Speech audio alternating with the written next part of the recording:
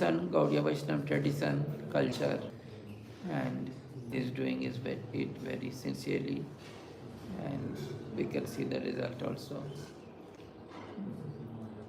Alone preaching.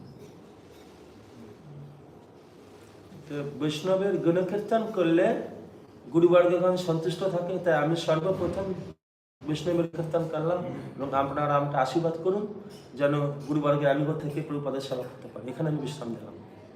So it is said that by glorifying Vaishnava, one gets the mercy of Guru. So that's the reason I glorified Vaishnava, and you all please give mercy to me. जय जय परम पूज्य पासी श्रीमद भक्ति आलक परमजीति गोस्वामी महाराज की जय, श्रीमद भक्ति वल्लभ तीर्थ महाराज की जय, श्रील भक्ति रक्षक श्रीधर देव गोस्वामी महाराज की जय, श्रील मुक्ति स्वरूप भगवत गोस्वामी महाराज की जय, जगत गुरु श्रीमद भक्ति सिद्धांत सरस्वती गोस्वामी ठाकुर प्रभुपाद की जय, भक्ति वेदांत स्वामी प्रभुपाद की जय, दामोदर व्रत की जय, संकीर्तन पिता श्री कृष्ण चैतन्य महाप्रभु की जय, हरिनाम संकीर्तन की जय, वृंदा कुंज आश्रमवासी भक्तवृंद की जय, श्रीमती गौर प्रमानंद। नमः विष्णुपदाय कृष्णपस्ताय भूतले श्रीमाते भक्तिवेदांत स्वामी निति नमने। नमस्ते सरस्वती देवी गौरवाणी प्रचारिणे निर्विशेष शून्यवाति पस्काच्यति सचारिणे।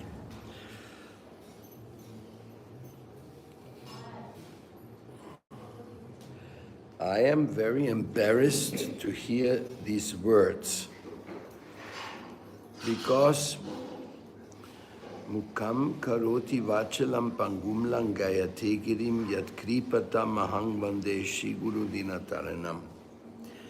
Matter of fact is that by the mercy of the Guru, a lame man can cross over the mountain and a dumb man can speak like a great speaker. This is specifically the case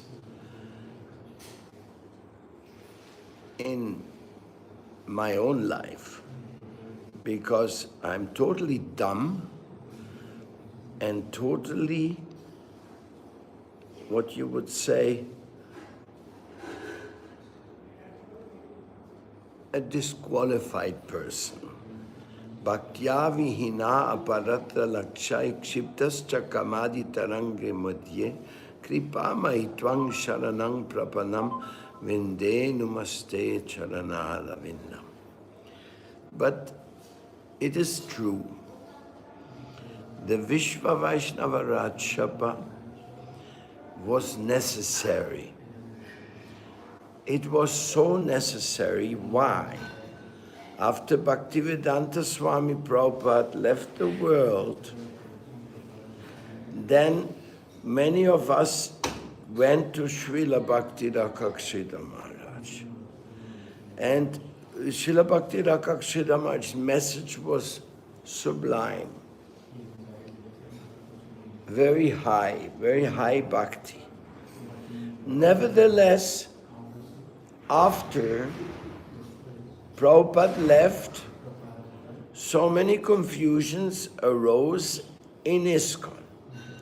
And after Srila Bhakti Rakshita Maharaj left, also many confusions appeared in the Chaitanya Saraswat Math, which was rather small compared to ISKCON. Then, on the horizon appeared Srila Bhakti Pramod Puri Maharaj. At that time, Puri Maharaj didn't even have an own mission. He was living in Chaitanya Gaudiya Math in Calcutta and doing some seva until some disciple says, oh, we want to be initiated by you. But in Chaitanya Gaudiya Math, it was not allowed to have another acharya. So then at the age of 90 years, Puri Maharaj had to go out and start in Mayapur in 2 rooms, his own Gopinath Gaudiya Math. It started in 2 rooms. One room was him and the other was Gopinath. I don't know if you've seen that time. Anyway, that time Srila Sridhar Maharaj left the world and we started associating with Srila Puri Maharaj. And my feeling was that if you join the Krishna consciousness movement, how is it possible that then there's problems in the institution which you have joined? So much problem that you cannot even continue in that movement. This is the history. Same thing happened with Srila Bhaktivedanta Narayan Maharaj. Same thing happened with Srila Bhakti Vaibhav Puri Maharaj. That because somebody was attracted to one acharya or gotten some answers, important answers for their spiritual life from another acharya outside of their mission, then they were practically extradited from their mission. They were said, okay, you like this acharya, then go. Go to Sridhar Maharaj, go to Narayan Maharaj, go to Puri Maharaj, go. Stay here. And it's very surprising. I was just talking with Padmanabha Maharaj this morning. Why such silly situations come up? The answer is that Krishna wants this movement to spread everywhere. And the only way it will spread is if you take responsibility. I will explain like this. Father and children, and they're all living in the house of father and happy, and father, mother, everything. But when they're married and have their own children, they got to get out of the house. They have to start their own economy, their own sustenance. Everything is separate. So this is the nature of responsibility. Father, mother, they have 100% responsibility for their children. Their brothers and sisters are not responsible. Right, Maharaj? Yes. Nobody, maybe if father, mother die, then maybe a brother may adopt one of the children and take in the house. That's possible.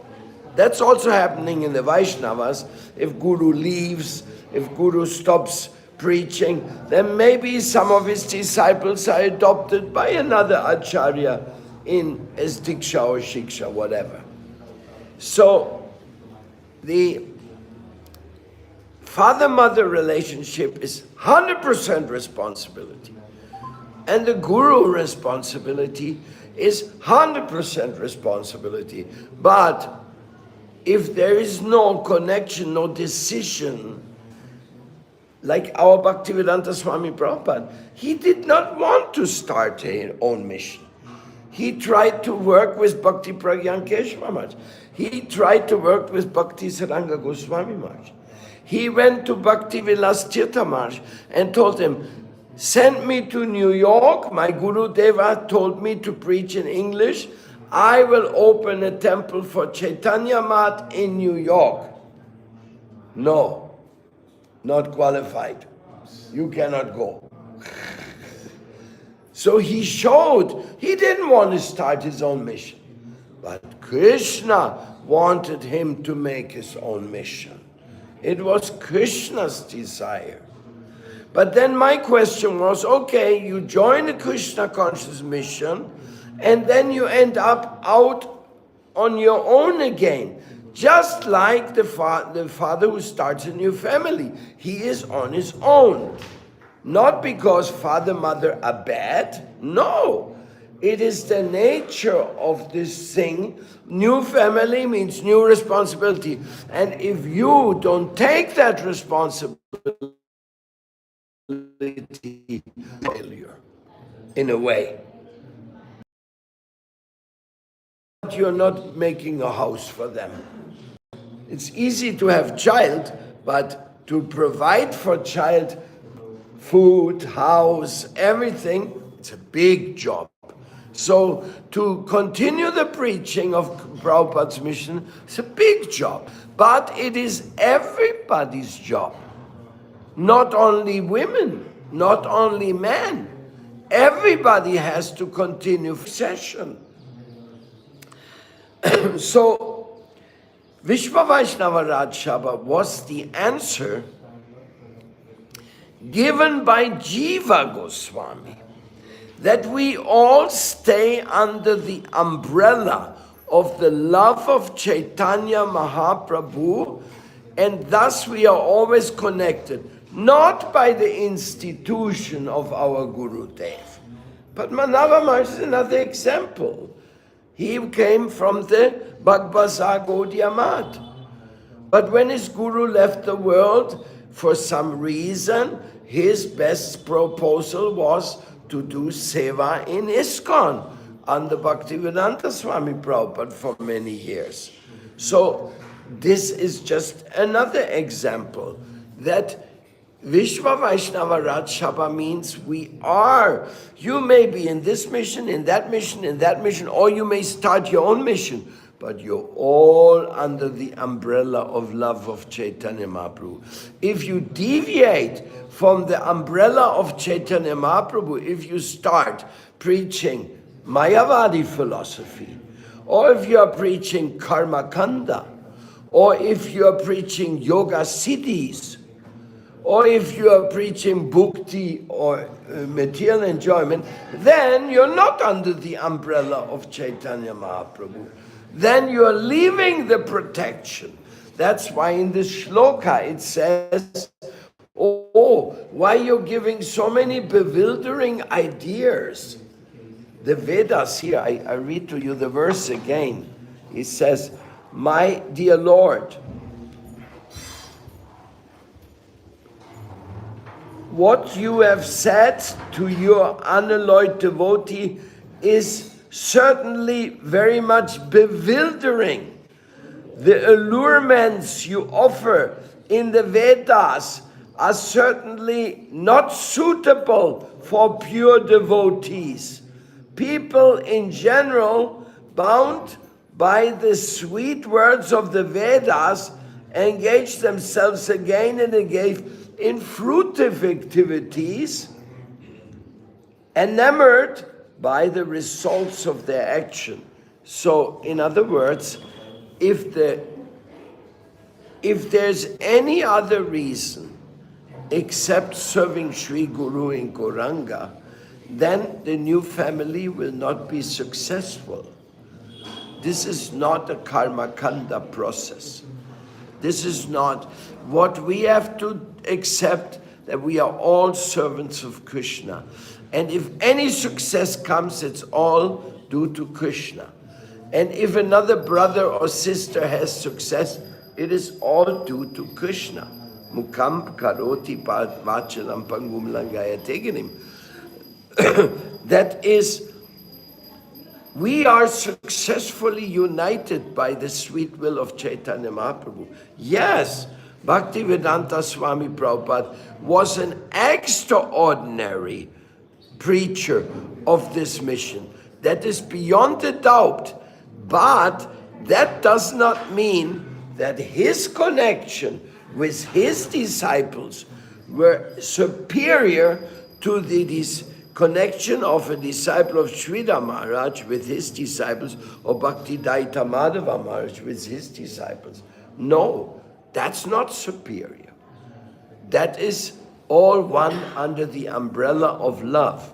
So we have to understand that we are depending on Chaitanya Mahaprabhu and his umbrella of love. And that is Vishwa Vaishnava Raj Sabha. Otherwise, we all would have to join Bhagavad Gaudiya Math. Or we all would have to join the Chaitanya Math. Or we all would have to join ISKCON. Or we all would have to join the Gaudiya Vedanta Samiti. But they are not important. They are nice. Vaishnava institutions are nice. We like them. They're doing good work. But they're not the final word. The final word is in the Vishwa Vaishnava Raj Sabha, where we all belong to a greater family with a great responsibility, with a great amount of freedom, and with a huge amount of responsibility. And I again make the same example. Just like a father with his children, he is just as important as his father and his children, just as important as the grandfather and his children, just as important as the next door neighbor and his children. Every father and his children have the same responsibility, the same power. And if anything is going forward positively, then it is due to the divine grace of Jagat Guru Paramatma, who is the final supervisor, the final word in everything. And it was Chaitanya Mahaprabhu who manifested the Paramatma as the Yuga avatar, and he set the standards. Like today, we have so many Vaishnava missions in the world, we get confused. Oh, shall I join this one, or that one, or that one, or that one? No, you have to surrender where your heart is being called, where you have a heart-to-heart relationship with Guru Tattva. And then you have to make your very best that Guru Tattva may act through you. Even though you're so fallen and so insignificant that it is very embarrassing to say, I belong to this Vaishnava family. I am also graced by my Guru Deva's order to go and preach. Yes, we also preached, and we shall keep preaching for the rest of our life, but by the mercy. But we should always remember, really, nobody's superior to the other. All the glory goes to the Guru Tattva. The Guru Tattva, the divine mercy of our Lord. And it is our tendency, yes, a disciple must glorify his Guru. That is true. But if you glorify your Guru at the cost of others, it's not glorification. Just like one Maharaj was saying this morning, oh, this Padmanabha Maharaj is an honest sannyasi. And I objected, even though I agree with him, because if you say this is an honest sannyasi, then you may think, oh, the others are not honest. So we cannot glorify one Guru at the cost of others, not even Bhaktivedanta Swami Prabhupada. We cannot say he was the only real disciple of Bhaktisiddhanta Saraswati Thakur. That would be a great aparat, a great offense, not a small offense, a great offense. And Prabhupada Bhaktivedanta Swami would never accept this. He would say, stop talking nonsense. That is all the disciples, all the followers of the path of divine love of Chaitanya Mahaprabhu, they are all kalpavrikshas. Kalpavrikshas, they are the desire trees. They can fulfill the desire of everyone by giving Krishna to them. That is what they can do. I just wanted to clarify a little bit in this sense that such an insignificant soul as myself are allowed to come to Vrindavan, allowed to be in the association of devotees, allowed to invite others to take responsibility in this mission, because that is the call. By my order you become guru. That was what Mahaprabhu said to Kurma Brahmana. And the same thing Prabhupada said. Bhaktivedanta Swami Prabhupada said, I want all my disciples to become spiritual masters and to spread this Krishna consciousness everywhere. All my disciples, that's many thousands. Now, who will take up the order of the Guru? That remains to be seen. Who will do it? Who will do the job? But Padmanabha Maharaj says it's not easy to start a new mission. He says, he just said this morning, this is not easy. Maybe you have to go out like Prabhupada. Go out there and selling magazines in Delhi. Back to Godhead and going there and getting the first books printed and nobody helping you.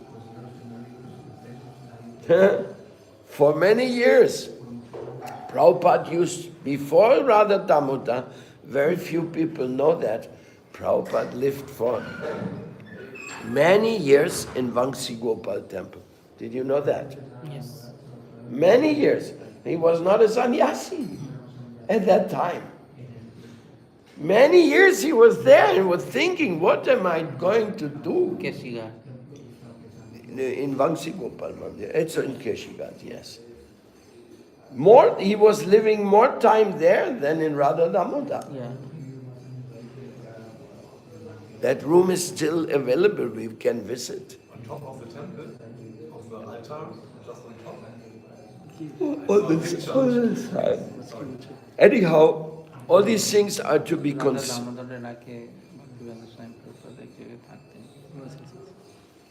all these things are to be considered. I'm very happy. Now it's time for our Thakurji. Querido, any question to any of the Swamis? Where is Madhava Mahaprabhu? Huh? I will take you.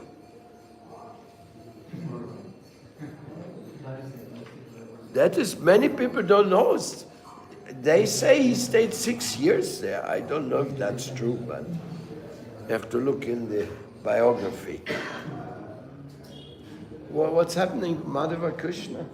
He's doing something, yeah. He received a call and he's... He's busy. Yeah, Okay, so welcome to you from Africa, coming here with your friends. Where are the other friends? Huh? Oh, they're tired. So everybody happy here. Thank you very much for coming. Talk Maharaj. Any question to any of the sannyasis?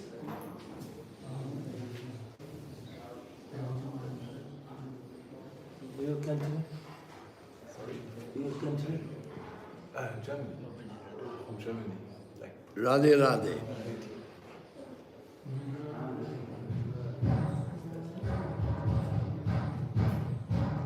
And Sridhar Maharaj said something very important I want to share with you. He said, when you accept disciples, that means for the rest of your life, you will have to deal with all the problems of the neophytes. All the stupid problems of the stupid people in this world, you have to deal with them. In other words, just like a father, he has to deal with all the problems of the little kids. Huh? No time for deep meditation, practically.